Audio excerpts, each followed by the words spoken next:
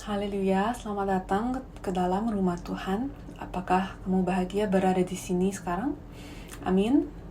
Hari ini sama seperti hari lain adalah sebuah hadiah dari Allah yang telah Ia berikan kepada kita, dan oleh kasih karunia kita memiliki setiap nafas kita, oleh kasih karunia kita memiliki semua yang kita miliki, dan oleh kasih karunia-Nya Ia telah memberikan kepada kita sebuah gereja yang dapat kita hadiri untuk berjumpa dengannya, menaikkan lagu kepadanya, menerima firman-Nya, dan untuk bersekutu dengan tubuh Kristus. Ini adalah sebuah berkat yang luar biasa, dan kiranya kita tidak pernah melupakan ini. Amin. Jadi mari kita buka Alkitab kita ke dalam kepada Imamat pasal 23 ayat 15 sampai 17. Hari ini judul khotbah hari ini adalah Hari Raya Menuai.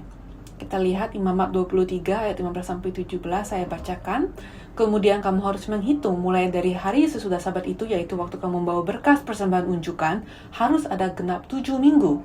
Sampai pada hari sesudah Sabat yang ke-7, kamu harus hitung 50 hari. Lalu kamu harus mempersembahkan korban sajian yang baru kepada Tuhan. Dari tempat kediamanmu, kamu harus membawa 2 buah roti unjukan yang harus dibuat dari 2/10 eva tepung yang terbaik dan yang dibakar sudah dicampur dengan ragi sebagai hulu hasil bagi Tuhan. Dan hari ini adalah hari Tuhan pertama dalam bulan Juli, dan dalam tradisi gereja Korea, minggu ini digunakan untuk merayakan Hari Raya Menuai.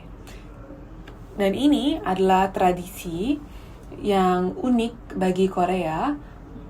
Ini karena pola musim panen mereka, dan maka hari ini jatuh pada hari Tuhan pertama pada bulan Juli. Tetapi secara Alkitabiah, Hari Raya Menuai tidak jatuh pada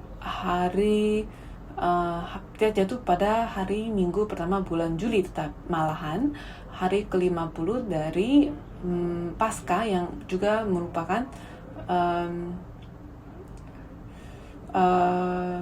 dan karena Gereja Sion didirikan oleh pendeta Abraham Park yang adalah orang Korea, maka kita memelihara tradisi Korea ini.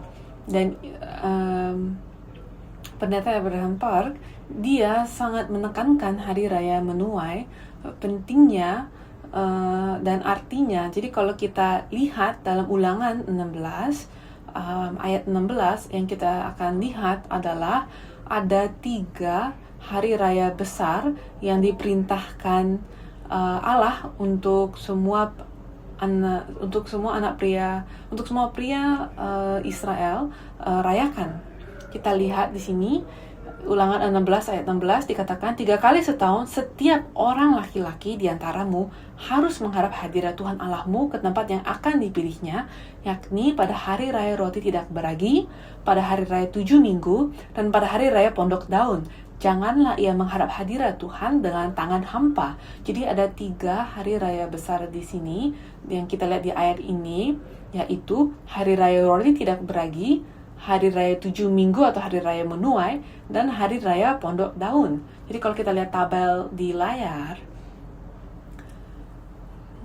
kita lihat bahwa ada 3 hari raya ini. 1 hari raya untuk musim semi, hari raya untuk musim panas, dan 1 hari raya untuk musim gugur. Jadi Paskah atau hari raya roti tidak beragi jatuh pada musim semi, dan saat ini bangsa Israel menunjukkan kepada Allah hasil panen jelai, dan ini juga adalah waktu di mana mereka melakukan keluaran. Jadi ini mengingatkan mereka akan bagaimana Tuhan membawa mereka keluar dari Mesir dan memasuki pembebasan mereka.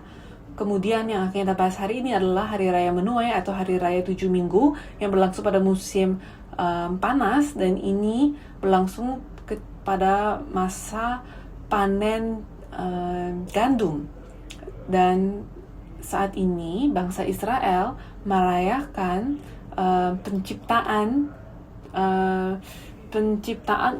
pembentukan umat Allah. Karena pada masa ini Tuhan memberikan hukumnya di atas Gunung Sinai. Jadi pada musim ini mereka menerima 10 perintah Tuhan dan perintah-perintah lain. Dan terakhir ada hari raya pondok daun yang terjadi pada musim gugur, dan ini menimbulkan, dan pada musim ini bangsa Israel akan mengumpulkan sisa panen seperti anggur, buah zaitun, buah-buahan, dan biji-bijian lainnya. Jadi ini adalah buah-buahan yang dipanen pada akhirnya.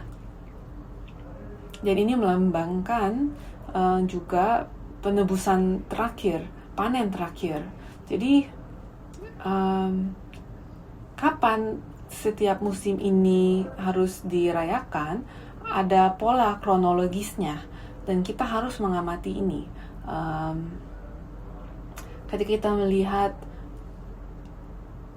hari raya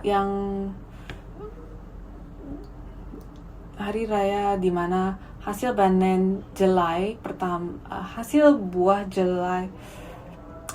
sulung jelai dipersembahkan kepada Allah, itu disebut sebagai hari raya buah sulung jelai, atau hari raya buah sulung. Dan ini terjadi pada hari raya roti tidak beragi. Jadi pada hari raya roti tidak beragi, bangsa Israel mempersembahkan kepada Allah buah sulung jelai, dan ini jatuh pada hari pertama setelah Sabat pertama sesudah Paskah.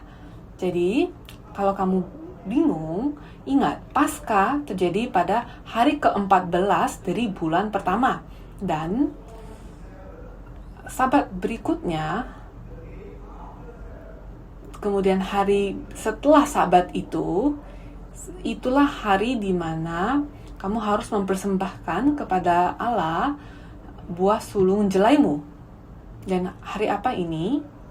Sabat jatuh pada sebuah hari Sabtu kan saat itu, sehingga buah sulung jelai dipersembahkan pada hari Minggu. Mari kita lihat Imamat 23 ayat 10-11 dikatakan, "Berbicaralah kepada orang Israel dan katakan kepada mereka, apabila kamu sampai ke negeri yang akan kuberikan kepadamu dan kamu menuai hasilnya, maka kamu harus membawa seberkas hasil pertama dari penuaianmu kepada imam, dan imam itu harusnya menunjukkan berkas itu di hadapan Tuhan. Supaya Tuhan berkenan akan kamu, imam harus menunjukkannya pada hari sesudah Sabat itu." Jadi, mengapa ini penting? Mengapa kita harus peduli akan buah sulung jelai ini? Karena Tuhan, Ia berkata bahwa dari hari hari raya buah sulung jelai ini, kamu harus mulai menghitung 7 minggu.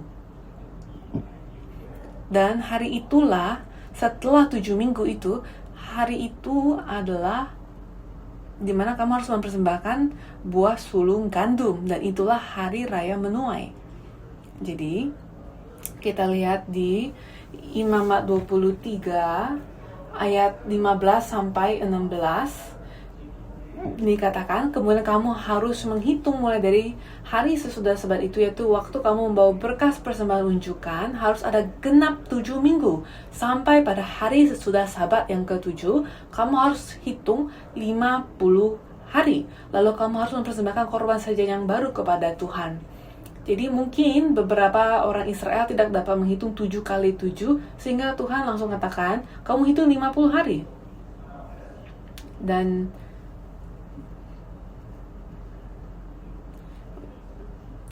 kalau kita lihat diagram yang di layar, kita lihat bahwa hari Paskah selalu jatuh pada hari yang tetap, yaitu hari ke-14 dari bulan pertama. Dan itu berarti bahwa setiap tahun hari itu jadi harinya akan berubah, namun tanggalnya akan selalu sama, yaitu tanggal 14 bulan pertama, tapi harinya dapat berubah karena tanggalnya tetap. Contohnya, Natal selalu jatuh pada tanggal 25 Desember, dan karena tanggalnya tetap, maka harinya akan berubah kan?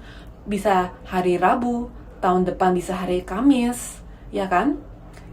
Namun, jika harinya tetap, maka tanggalnya akan berubah, ya kan? Misalnya kalau setiap tahun itu jatuh pada sebuah hari Rabu pertama, maka hari Rabu pertama itu setiap tahun tanggalnya dapat berubah, tapi harinya sama. Sekarang kita harus melihat hari setelah, kalau kita lihat di layar bahwa hari Paskah jatuh pada tanggal ke-14 dari bulan pertama, dan Sabat setelah Paskah adalah hari berikutnya, yaitu tanggal 15 bulan pertama, dan buah sulung jelai dipersembahkan pada hari setelah Sabat pertama setelah Paskah kan, yaitu tanggal 16 bulan pertama. Dan dari situlah harus hitung 7 minggu, barulah akan tiba pada Hari Raya Menuai, yang merupakan hari ke-50 dari Hari Buah Sulung Jelai. Nah, sebagai contoh, jika Paskah jatuh pada sebuah hari Kamis, maka hari Sabatnya akan menjadi 2 hari setelahnya, yaitu tanggal 16, ya kan? Tanggal 16, dan hari berikutnya adalah hari Buah Sulung Jelai, dan dari situ 7 minggu kemudian adalah Hari Raya Menuai. Jadi sebagaimana kalian dapat lihat di layar, perhitungannya seperti itu. Jadi harinya berubah tergantung pada jadi tanggalnya berubah, harinya sama tapi tanggalnya berubah tergantung Paskahnya jatuh pada hari apa. Dan bagaimana dengan Hari Raya Menuai? Jadi saya mau jelaskan sedikit mengapa Tuhan membuatnya seperti ini. Jadi ini berhubungan dengan pola panen masa itu. Jadi pada zaman itu orang-orang Israel akan menabur jelai dan gandum mereka pada waktu yang sama, sekitar Oktober hingga November, yaitu setelah hujan musim gugur. Jadi jelai dan gandum ditabur pada waktu yang sama. Namun, tanaman jelai akan matang lebih cepat sebelum gandum, sekitar bulan Maret atau April yang merupakan bulan semi. Dan kita lihat ini di Alkitab, di Keluaran 9 ayat 32-32. Ketika Tuhan menurunkan tulah hujan es, jelai kan lebih dahulu matang sehingga mereka rontok. Namun tanaman gandum belum matang sehingga tanaman gandum tetap utuh saat itu. Kita lihat Keluaran 9 ayat 31-32 dikatakan, tanaman rami dan jelai telah tertimpa binasa, sebab jelai itu sedang berbulir dan rami itu sedang berbunga, tetapi gandum dan sekoi tidak tertimpa binasa, sebab belum lagi musimnya. Jadi karena bali itu sudah berbulir duluan, sudah matang duluan, maka dialah yang kena tulah hujan es. Namun gandum aman karena belum berbulir. Jadi apa artinya hari-hari raya ini bagi kita hari ini? Ini mengungkapkan bagi kita rencana Tuhan untuk keselamatan. Rencana Tuhan untuk keselamatan. Mari kita sekarang lihat Hari Raya Menuai dalam sejarah penebusan. Dan pada puncak sejarah penebusan, yaitu ketika Yesus datang ke bumi ini, pada tahun terakhir Yesus datang, ketika ia berusia 33 tahun, ia datang ke Yerusalem, menaiki seekor keledai, dan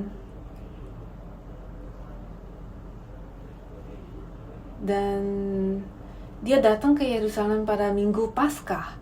Dan Paskah tahun itu jatuh pada hari Jumat, dan kita mengetahui hal ini karena pada tahun itu hari raya roti tidak beragi dan hari Sabat bertepatan pada hari yang sama, sehingga para penulis Injil mencatatnya sebagai hari raya agung. Karena itu ditulis sebagai hari raya agung, maka kita dapat mengetahui bahwa Paskah dan bahwa hari raya roti tidak beragi dan hari Sabat bertepatan pada hari yang sama tahun itu. Kita lihat di Yohanes 18 ayat 28 dikatakan, maka mereka membawa Yesus dari Kayafas ke gedung pengadilan ketika itu hari masih pagi, dan mereka sendiri tidak masuk ke gedung pengadilan itu supaya jangan menajiskan diri, sebab mereka hendak makan Paskah.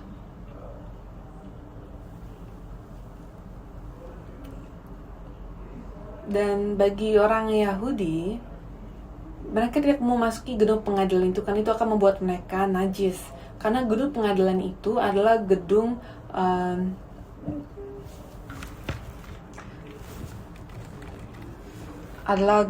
orang kafir, sehingga mereka tidak mau memasuki rumah orang kafir atau bangunan orang kafir.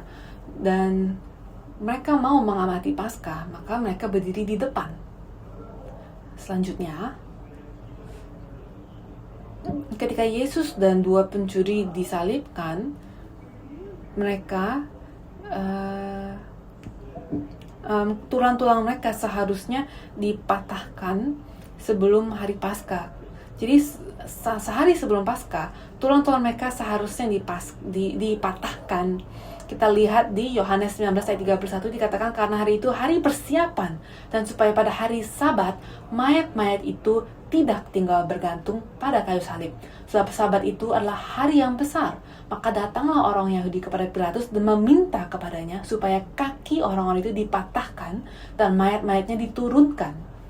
Tetapi ketika mereka datang untuk mematahkan tulang-tulang Yesus, mereka melihat bahwa ia sudah meninggal. Bahkan Alkitab berkata bahwa ada kegelapan di seluruh wilayah sampai pukul 3 sore. Karena itulah saat Yesus meninggal. Dan pukul 3 sore adalah saat yang tepat ketika mereka menyembelih domba-domba Paskah di Bait Suci. Jadi sejarah memberitahu kita bahwa domba-domba Paskah ini disembelih antara dua sore, yaitu sore pukul 3 dan sore pukul 6. Dan itu berarti ketika Yesus mati, juga domba-domba di Bait Suci juga mati. Jadi mereka akan membawa ribuan domba-domba Paskah dan akan menyembelihnya dari pukul 3 sore sampai hari berikutnya. Mereka harus membunuhnya sebelum hari Sabat kan. Jadi mereka harus cepat-cepat membunuhnya. Jadi akan ada sungai-sungai darah dari semua domba-domba Paskah yang disembelih. Namun Yesuslah yang pertama mati. Dan Yesus adalah domba Paskah kita yang sejati, dan kematiannya telah membuka bagi kita jalan untuk keselamatan kita, untuk kehidupan kekal kita. Dan pada tahun itu Paskah jatuh pada hari Jumat, maka kapankah hari raya buah sulung? Seperti yang kita lihat sebelumnya, jika hari Paskah jatuh pada hari Jumat, maka Sabat jatuh pada hari berikutnya, maka hari raya buah sulung adalah hari setelah Sabat, setelah Paskah itu, yang adalah tanggal ke-16, yang merupakan pada tahun itu adalah hari Minggu. Dan hari Minggu ini juga merupakan hari di mana Yesus bangkit dari antara orang mati, dan ia bangkit sebagai buah sulung pertama dari kebangkitan. 1 Korintus 15 ayat 20 dikatakan, tetapi yang benar ialah bahwa Kristus telah dibangkitkan dari antara orang mati sebagai yang sulung dari orang-orang yang telah meninggal. Dan Yesus bukan orang pertama yang bangkit dari antara orang mati kan. Di dalam perjanjian lama ada Elia dan Elisa, masing-masing membangkitkan seorang anak laki-laki.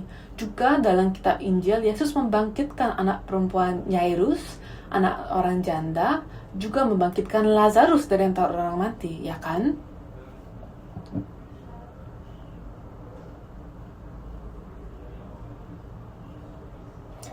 Tetapi semua kebangkitan-kebangkitan ini bersifat sementara. Mereka semua meninggal lagi. Tetapi Yesus adalah buah sulung dari kebangkitan yang sejati dan kekal, yang tidak akan berakhir. Itu adalah kebangkitan yang pertama dan terakhir.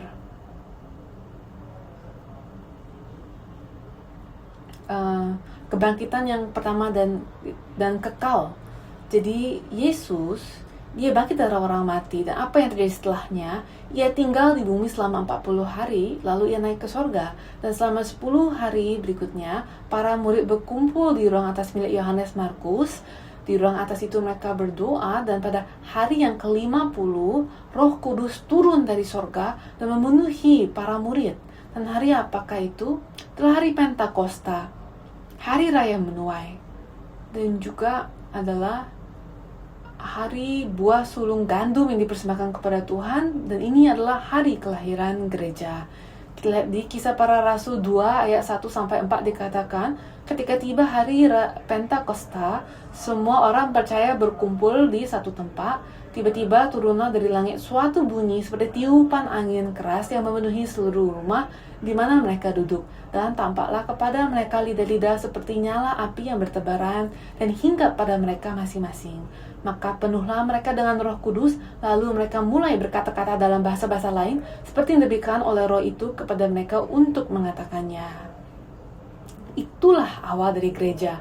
Pada hari itu Roh Kudus yang membangkitkan Kristus dari antara orang mati datang untuk berdiam di dalam kita, dan melaluinya kita memiliki kehidupan, kebangkitan yang sama. Dan itulah berkat yang luar biasa yang kita terima dari Roh Kudus. Karena jika Roh Kudus berdiam di dalam kamu, Roh Kudus yang membangkitkan Kristus diam dalam kamu, maka hidupmu sekarang tersembunyi di dalam Kristus, dan kematiannya adalah menjadi kematianmu, dan kehidupannya menjadi kehidupanmu, dan kebangkitannya adalah kebangkitanmu. Amin. Kolose 3 ayat 3 dikatakan, sebab kamu telah mati dan hidupmu tersembunyi bersama dengan Kristus di dalam Allah.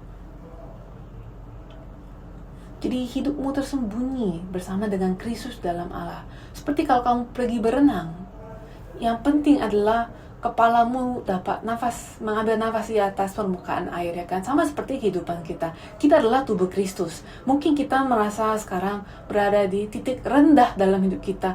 Kita merasa bahwa semua hal tidak berlangsung dengan baik, dan kita tenggelam.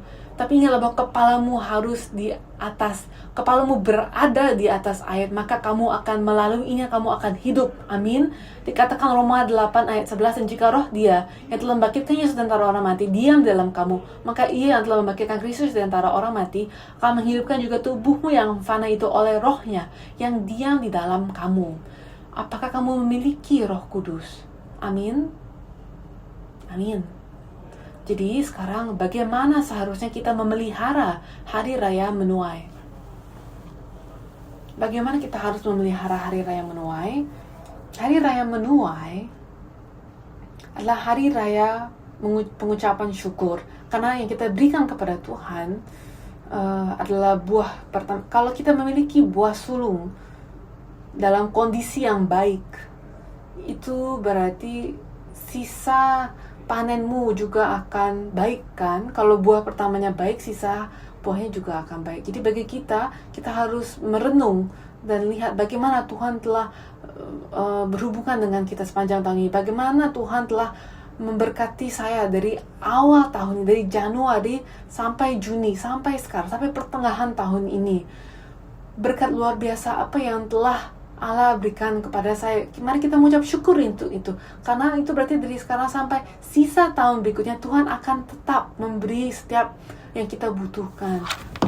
Jadi ini adalah waktu untuk kita berenung dan memberikan syukur kita kepada Tuhan. Jadi tidak hanya dengan mengingat Pentakosta, tetapi hari raya menuai ini dipenuhi ketika kita mengingat identitas kita sebagai ciptaan baru, manusia baru di dalam Tuhan. Bukan lagi saya, tetapi Roh Kudus juga yang tinggal di dalam saya. Itulah buah sulung pertama yang Tuhan inginkan. Dan itu berarti kita harus menjalani kehidupan iman kita di dalam Roh Kudus. Kita harus pikirkan apa yang Roh Kudus mau kerjakan dalam kehidupan kita, kemana Ia mau menuntun kehidupan kita. Roh Kudus mau berjalan bersama kita kan, tapi apakah iman kita selaras dengan Roh Kudus? Mungkin kita tidak mendengarkan, mungkin kita telah mengabaikannya.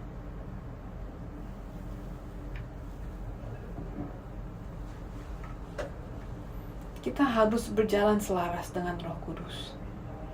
Dan itu berarti kita harus menjalani kehidupan pertobatan, kehidupan yang meninggalkan dosa dan berbalik kembali kepada Allah. Karena pada hari raya menuai, Allah memerintahkan umatnya untuk mempersembahkan kepadanya korban sajian dari biji-bijian yang baru. Kita lihat tadi kan di Imamat 23 ayat 16-17, ini adalah persembahan gandum. Karena bukan hanya gandum saja yang dipersembahkan kepada Allah, bukan hanya gandum mentah yang dipersembahkan, tetapi gandum itu harus diproses, harus dijadikan, harus diubah menjadi roti.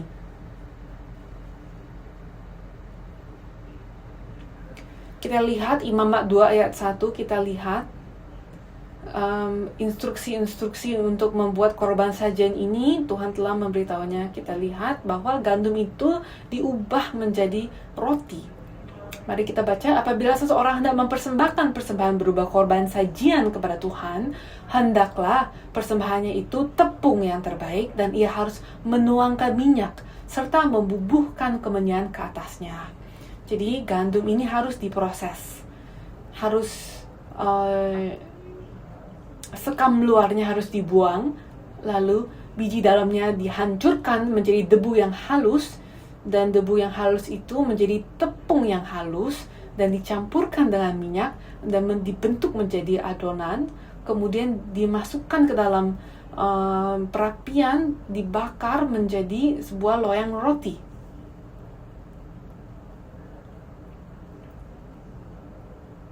Jadi kita lihat di sini bahwa kata kuncinya adalah transformasi. Gandum mentah itu ditransformasi menjadi persembahan yang kudus dan berkenan kepada Allah, sesuai dengan instruksi Allah.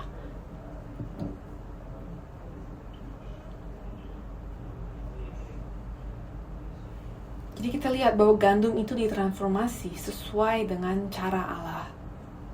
Dan sekarang kita lihat bahwa gandum yang telah diproses ini, itulah yang menjadi persembahan yang kudus, bukan gandum mentahnya. Jadi kita pun harus ditransformasi. Kita harus menanggalkan diri kita yang lama, cara hidup berdosa kita yang lama. Kita harus menanggalkan itu semua. Kita harus mengenakan diri yang baru di dalam Yesus Kristus. Efesus 4 ayat 22-24 dikatakan itu bahwa kamu berhubung dengan kehidupan kamu yang dahulu harus menanggalkan manusia lama yang menemui kebinasaannya oleh nafsunya yang menyesatkan, supaya kamu dibaharui di dalam roh dan pikiranmu, dan mengenakan manusia baru yang telah diciptakan menurut kehendak Allah di dalam kebenaran dan kekudusan yang sesungguhnya. Dan dapatkah kita melakukan ini dengan kekuatan kita sendiri? Apakah kita bisa bekerja dengan sangat keras dan kita akan ditransformasi dengan kerja keras kita sendiri? Tak bisa. Ini adalah pekerjaan Roh Kudus. Roh Kudus, pekerjaannya, ya kan, namanya aja sudah Roh Kudus. Dia adalah Roh kekudusan. Jadi ini adalah pekerjaannya untuk mengangkat kita, memisahkan kita dari dosa dan membuat kita kudus.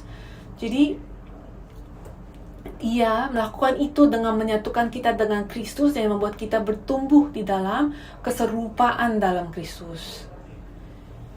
Itulah mengapa kita lihat di Galatia 5 ayat 22-23 kita melihat ada buah-buah roh.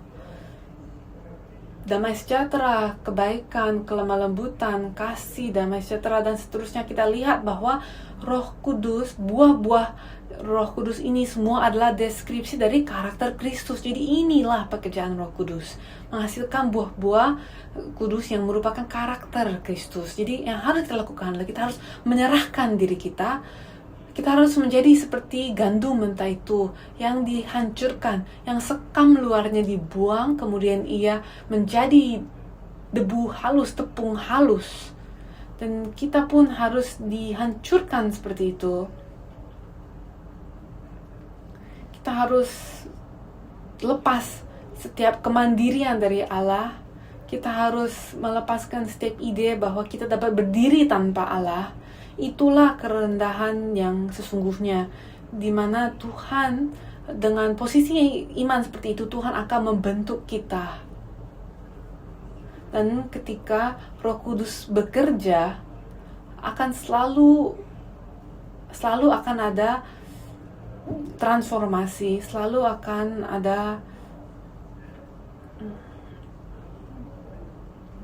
pekerjaan Roh Kudus yang menyatukan kita dengan Kristus. Dan yang terjadi adalah mereka yang murung akan menjadi ceria, mereka yang sedih akan menjadi senang, mereka yang selalu memegang dendam, mereka akan tinggal dalam damai.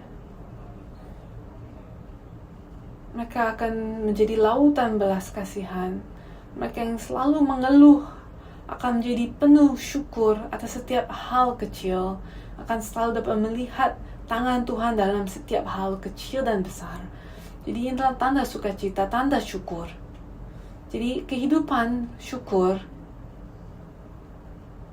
kita tidak dapat mengucap syukur kalau kita memiliki kesombongan, karena kesombongan berkata bahwa saya layak memiliki ini. Tetapi kalau kita selalu merasa bahwa saya layak marah, saya layak memegang kepahitan ini, saya layak untuk bermarah-marah, maka itu kebalikan dari syukur yang dapat kita naikkan kepada Tuhan. Karena kalau kita mau mengucap syukur kepada Tuhan,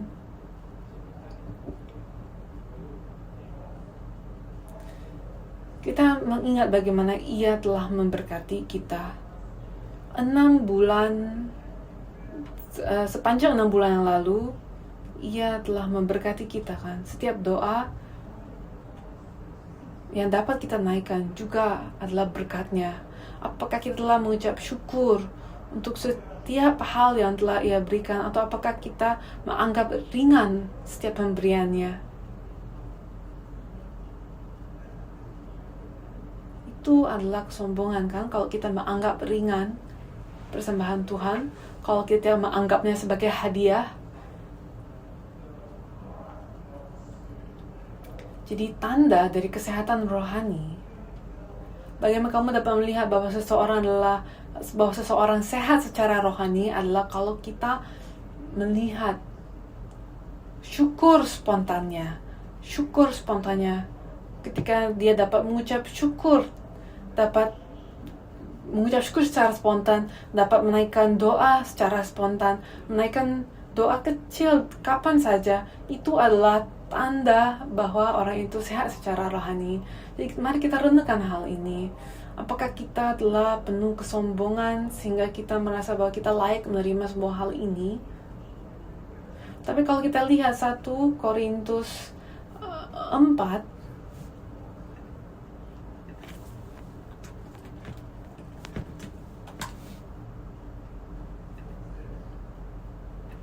1 Korintus 4 ayat 7, sebab siapakah yang menganggap engkau begitu penting, dan apakah yang engkau punyai yang tidak engkau terima, dan jika engkau memang menerimanya, mengapakah engkau memegahkan diri seolah-olah engkau tidak menerimanya?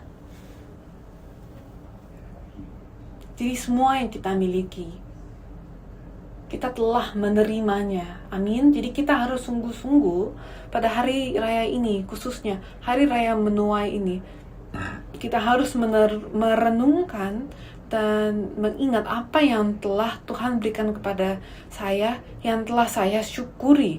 Terima kasih untuk hari ini Tuhan, terima kasih untuk AC, terima kasih untuk kursi yang nyaman, terima kasih. Ingat, Tuhanlah yang layak menerima pujian kita, syukur kita. Jadi janganlah kita menahan-nahan syukur kita, karena itu adalah ego kita dan kita harus menghancurkan itu. Dan kita harus sungguh-sungguh lemah lembut, rendah hati di hadapan Allah kita. Dan pada hari Pentakosta, Roh Kudus datang dan memasuki murid-murid Yesus. Jadi satu hal lagi yang dapat kita ingatkan, yang dapat kita ingat ketika kita merayakan Hari Raya Menuai ini adalah bahwa hidup kita tidak lagi milik kita. Ini adalah Kristus, milik Kristus. Roh Kudus tinggal di dalam kita dan hidup ini menjadi milik Kristus. Roh Kudus. Dan ini artinya satu poin terakhir di sini, ini berarti bahwa kita sedang berbagi Kristus dalam tubuh kita. Tubuh kita adalah bait suci Roh Kudus dan kita membagi tubuh ini dengan Kristus kan. Tubuh ini tidak milikmu sepenuhnya.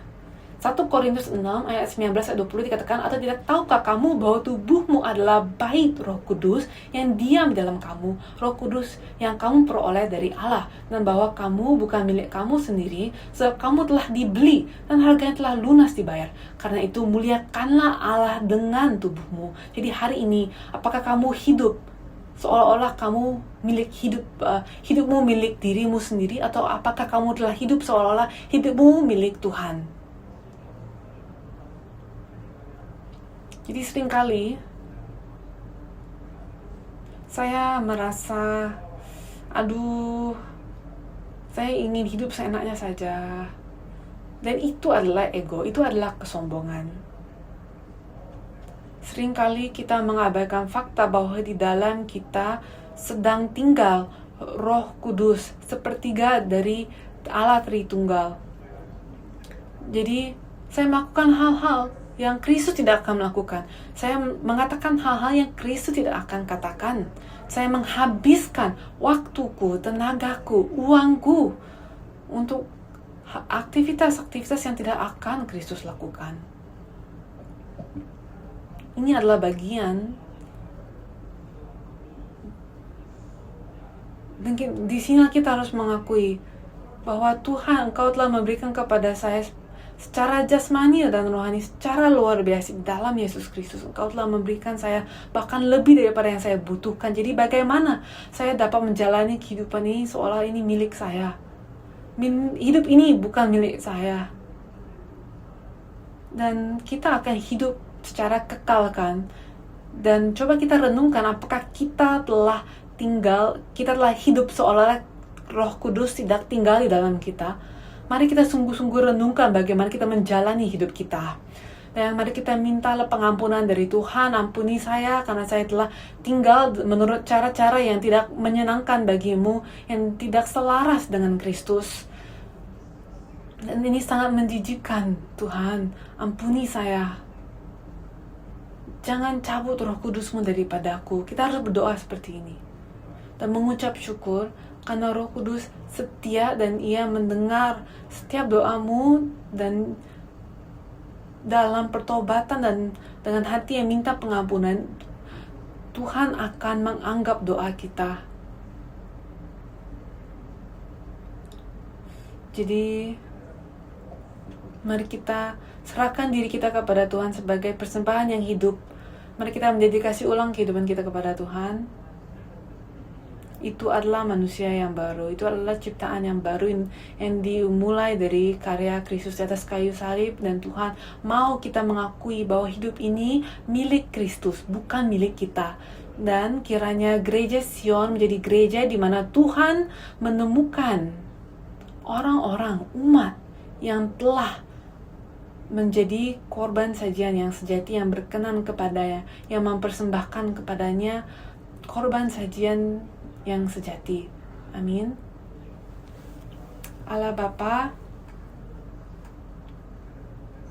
hari ini kami mau mengingat berkat luar biasa-Mu di mana Engkau mengirim Roh Kudus-Mu untuk menjadikan kita satu dengan Kristus.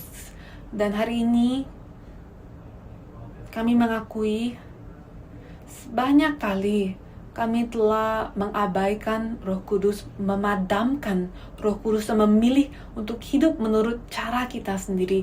Bapa, tolong ampuni kita. Tolong bantu kita ketika kita sekarang mau menyerahkan kesombongan kita Kiranya bukan oleh kuasa kita, kekuatan kita, kehebatan kita, tapi oleh kuasa Roh Kudus, Bapa, ubah kita. Bantu kami untuk dapat menyerahkan semuanya kepadamu. Bantu kami, ubah kami, bentuk kami. Gunakanlah kami ya Bapa sesuai dengan rencanamu, sebagaimana Engkau mau menggunakan hidup kami. Bapa, gunakanlah, dan kiranya gereja kami dapat sepenuhnya tunduk kepada kehendak-Mu, dan kiranya kita dapat sungguh-sungguh menjadi persembahan yang manis bagimu, yang berkenan kepadamu. Kami mau mengucap syukur untuk semua berkat yang telah Engkau berikan, untuk semua berkat yang akan Engkau berikan, yang telah Engkau persiapkan. Dan kami naikkan segenap doa ini dalam nama Tuhan Yesus Juru Selamat kami. Amin.